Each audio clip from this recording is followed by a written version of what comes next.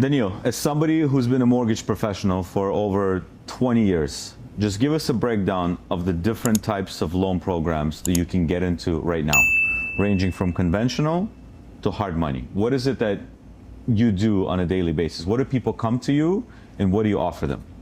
Okay, fair enough. Today we have two ways of skin like that. So we have QM, qualified mortgage. Which is what? Tell the viewers if they don't know what that is. Which is your regular Fannie Mae, Freddie Mac, FHA loan. Which in Florida, from what I understand, is the hardest thing you can do right now because all it's a bankable loan. The buildings are going out. The buildings are going under renovations. Yes. They're doing the 40-year cert.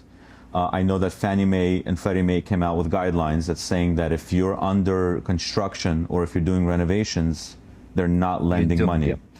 And that's basically 80% of the buildings. I will give you more details. Yeah. So how break it down in like simple terms, because you're a professional, I'm a professional, but the viewers are not. So here's the problem.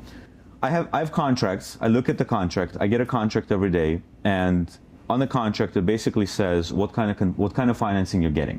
Right. So you have 3 checkpoints. You have conventional, you have unconventional, and other. So a lot of people, what they do is they check off conventional loans, and I see condo that I work with every day, because I see condos every day, and I call that client and I say, you're not going to get a conventional loan in that building, and they're like, oh, my mortgage broker promised me I will, and I tell them, no, you're not. So what's the difference? Tell us. Okay, so even non-QM is still a conventional loan, right?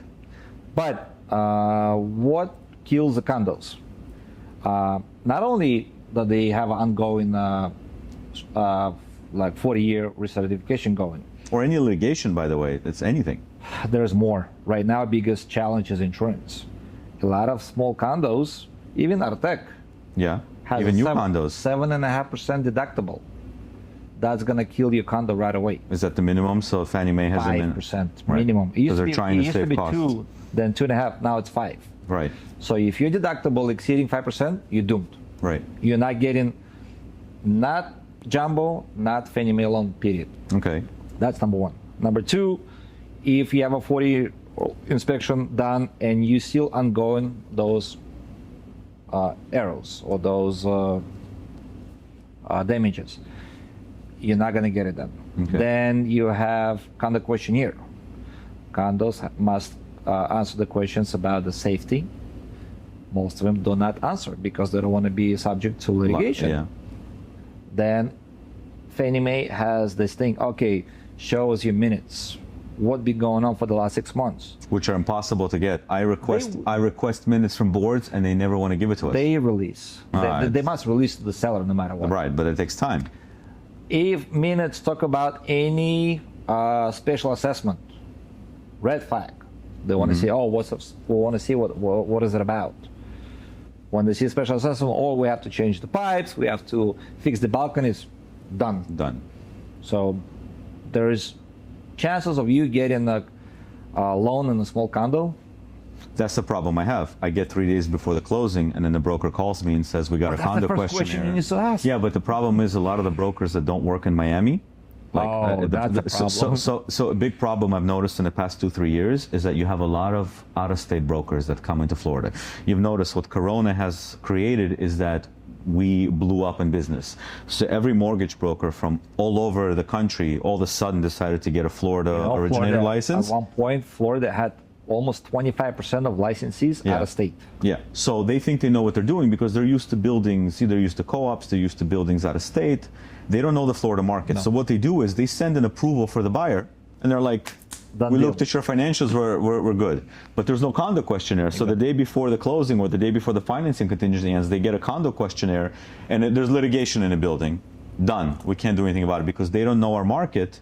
And that's the argument I always have. So that's the conventional. So if somebody doesn't qualify for the Freddie Mac, Fannie Mae loans, what options do they have?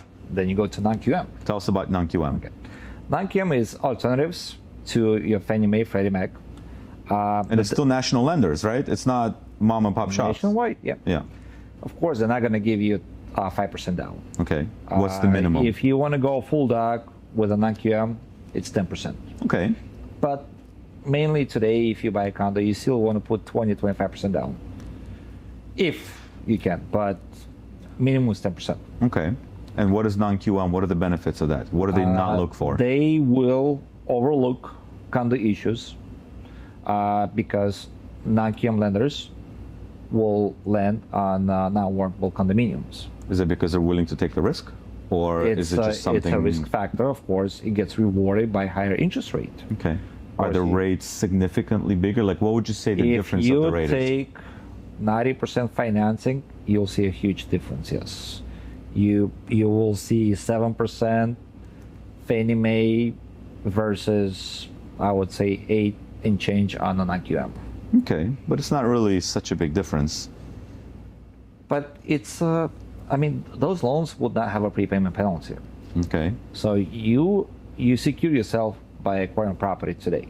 You always have ability to refinance in a year. So you stick to the concept of buy the property, not the rate? You know, there's a saying, it's like buy the property, but not the, marry the property, not the rate? Well, you see, I mean, a lot of clients today, they don't buy rate, they buy affordability, they buy payment. Okay. The benefit between QM and non-QM at 10% down is with Fannie Mae, you'll get cheaper rate, but you have to pay mortgage insurance. Okay. Non-QM, there's no mortgage So insurance. there's a benefit. Yes, you get a higher rate, but it kind of subsidizes itself. Okay. What other options are there? What if non-QM is not on the table? Well, then it's only hard money. I mean, but you have to be in a building that is like literally on evacuation zone. So non-QM is... Non-QM is basically you're the last possible resort to get a decent mortgage. What percentage of your loans are non-QM compared to standard? Well, today you get a non-QM not because of a condominium. There's multiple reasons why people ask for non-QM. Which are? Income verification. Okay. A lot of self-employed people do not show enough income on their tax returns, even though they make money. So you go bank statement, you go P&L, or there are some subcontractors that can go 1099. Okay. So they need to go into their tax returns, they need to pay extra money to say, hey, I'm making 100 grand, and now they have to cut like a 20 grand check. Right. Or they just pay a little higher rate. I mean, paying a higher rate more beneficial than pay a higher. I agree. So you would suggest somebody to skip the conventional route and just I go would straight. suggest people file taxes the way they do. They don't have to customize it to qualify for the loan, but yet at the same time they can use the bank statements or profit and loss to qualify.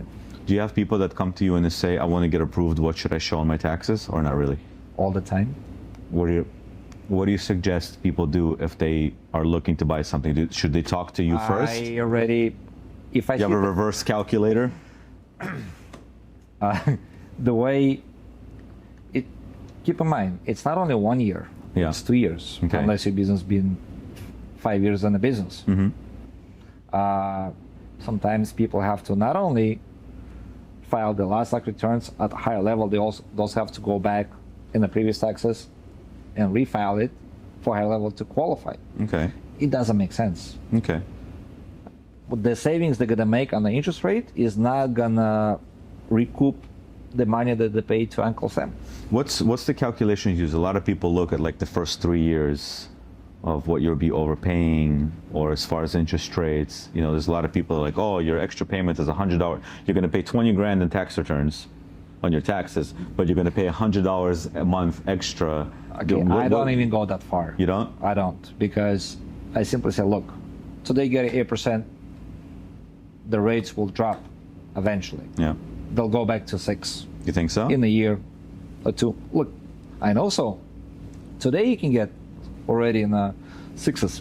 What are the refis? I'm hearing like 5%, 4.5% on refis. No, not yet. no, It's no, just that's a in the BS. air, That's another BS. No. Okay, I got people calling me telling me that there's refis for 4.5%. You know what? The biggest, I don't want to call it like disinformation that passed in last 2 weeks when the Feds got a rate by 0.5%. Instead of rates going down, they actually They went went up. up because the 10-year Treasury Explain to the people that he went from the rate, the rate is fixed to the 10-year Treasury. exactly. So even though the Fed lowered By by 0.5%. half a point, the 10-year Treasury Went almost 0.3 up. So rates are actually a little Going bit up. up. So if They you went see up a lot. Instagram people posting rates are down, they're not really down. They're not down, But yeah. do you see the trend going down after the election? Again, no politics. It went down prior to the Fed's meeting a lot. And what I mean, if you well qualified a borrower on a full doc with a Fannie Mae loan, you could get 5.5 at par. Yeah, I'm seeing very little of those. At par, I mean, you had to pay mortgage broker fee, Yeah. 2% or whatever that is, but you could get 5.5. When you go to jumbo rates, they are almost 0.75 to a percent higher. Okay, it's not bad. Not bad at all. I want to ask you a question. So, NAR settlement. You know all about it, I'm assuming. Buyers now have to sign an agreement with their agents one, yeah. to sign. So, as mortgage brokers, again, you and I have been doing this for a long time, and as a mortgage broker, back in the day, you were able to charge up front, or you would have a yield spread from the bank. Yield spreads are gone. No, they still exist. Well, they're minimum. They're tiny. But what my point is after Dodd-Frank came in and after everything came in, 99% of the transactions is as a mortgage broker, you get paid upfront at the closing, and you charge the client a broker fee. Okay, so when you work as a mortgage broker, Yeah. there are two ways you can get compensated. Yeah. Tell Borrower us your secrets. Yeah. Well, no, it's true. It's not a secret, it's a fact. Borrower paid, Yeah. where you allowed to charge a borrower, Right. as you would say, points. Whether But you it's make 1, that agreement 2%, when you meet or the 3%. borrower, right? You, Yes, you it's meet with them upfront. and you tell them up front. Exactly, it's So it's upfront not a disclosure. surprise. It's not like they come to the closing and they're surprised that they're paying you. Correct. The other way to get compensated is lender paid. Right. Lender paid meaning that you, no matter what rate you sell, it's what rate is available. Okay. You're getting paid by the lender. Okay. And it's a set fee. You cannot negotiate it. It's a set fee for a month. All right. Lender pay compensation can only be adjusted once a month. Okay. And that's how everything was normal prior to COVID and during the COVID Right. too. But after COVID, margins have changed a lot. So today, getting a lender pay compensation, it's not worth Not for anybody. practical. Not So you're practical. charging buyers to pay you. Yes. So it's not new that the buyer would have to. But as a broker, Yeah. you can charge a borrower, let's say 2%, Okay. but you can adjust the rate to give them a credit back to Okay. compensate that fee. It could be all of it or it could be part of it. But you talk about dual compensation? No, That's allowable? I'm talking about agents freaking out that they now have to get paid by the buyers in case the seller doesn't pay them.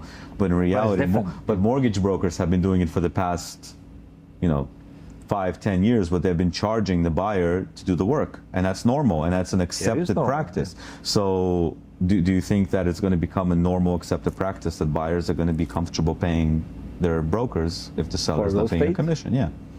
Or do you think it's going to be much more difficult to sell that service as opposed to a mortgage broker? I think this rule can be overcome differently. Can we talk about it? Yeah. We can talk about anything. Tell them. Okay. Look, it's very simple. We all know, well, you know, Yeah. you can obtain credit from a seller. Right. So in Fannie Mae, if your down payment is over 10%, Yeah. you as borrower can get up to 6% credit. Are you talking From the about seller. are you talking about a rate buy down? No. Is that what you're trying to get at? No, Or something else? just a credit. Just a credit. Just yeah. a credit. It's up to 6. It used to be 3. No, 3 if your down payment less than 3%. Okay. So you can do up to 6% Yes. credit. So that's 6%. So let's say we're doing a 100% kosher deal. We're not getting extra money for the down payment. Okay. We have a well-qualified borrower. Okay. But seller cannot pay buyer's real estate commission. All right. So you just flip it, Simple. get a credit. Exactly. So now the charge of 3% Yeah. that obtained on a borrower site is given as a credit from a seller. Okay, Very that's simple. But what do you think about rate reductions?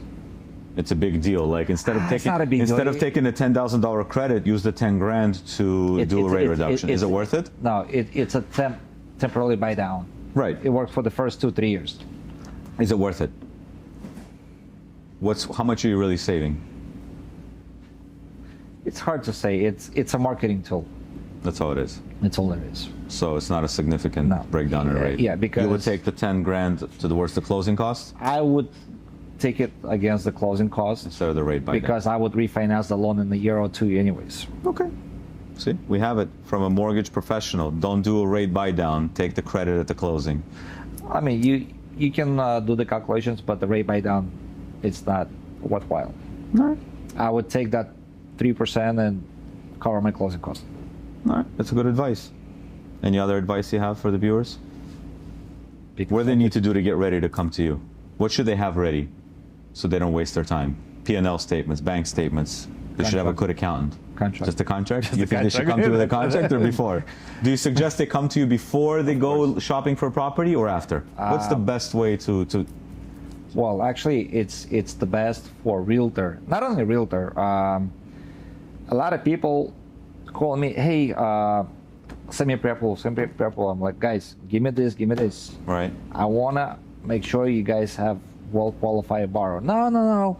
Please send us pre-approval. Which you We can knock out qualified. in 2 seconds. It does. What are you looking Yeah, at the a pre-approval? is Nothing. nothing. It's a BS, right? It's like equal to toilet paper. Yes. Was a print. But the problem is, I've seen realtors. They've been running around, sweating, showing houses, and then when the buyer is willing to provide information, he doesn't qualify, not even close. Yeah. I'm not the one who wasted my time. Yeah. So that's the problem I have. You've been doing this for a long time. What do you think about? I know you don't do this, but a lot of people do this. They make a lot of promises, and then when they enter the deal, you go to the client and you're like, oh yeah, we can do this, we can do that. I'll get you a 5% rate. You don't have to show us your income. And then you start looking at their documents and you're like, oh, we need this, and it's kind of like a bait and switch. Bait and switch, exactly. I know you don't do that. No, I don't. And that's why you don't take on the BS business. And we've spoken about that. You won't, unless, do you, what I'm really trying to ask is, do you screen the clients before they come to you so you don't waste your time? I try to screen as much as possible. Not only my time. Because there's a lot of brokers Brokers out time there that too. make a lot of promises and then they switch lenders 15 times. I know people, but I'm not gonna mention their names, of course. And they've been successful at that. They've been making promises. Yeah, They would take it to 11th hour, yeah. and they would say no. And at that point, the buyer already at the point to lose a deposit, Or they have to go all in or and they take the gotta rest. go hard money. Yeah. Or they have to gamble with a deposit. And that's when I come in and I have to try and save the deal. I have a lot of brokers that do I that. don't do that. Yeah. Well, that's why you're different than everybody else. I'd rather lose that business, but not to be bad name. Yeah. All right, man. Thank you for having. Wait, but I'm having you. Thank you for joining me. Thank you It was for a having pleasure. We always meet and talk informally, but I thought this would be very beneficial for our viewers. And if anybody needs, they're going to reach out to you. A non-BS mortgage broker that's not going to make promises and then do a bait and switch at the end. And if they need a hard money loan, you're going to be able to help them out. Absolutely. Thank you for coming Cheers. today and spending time with me. Thank you.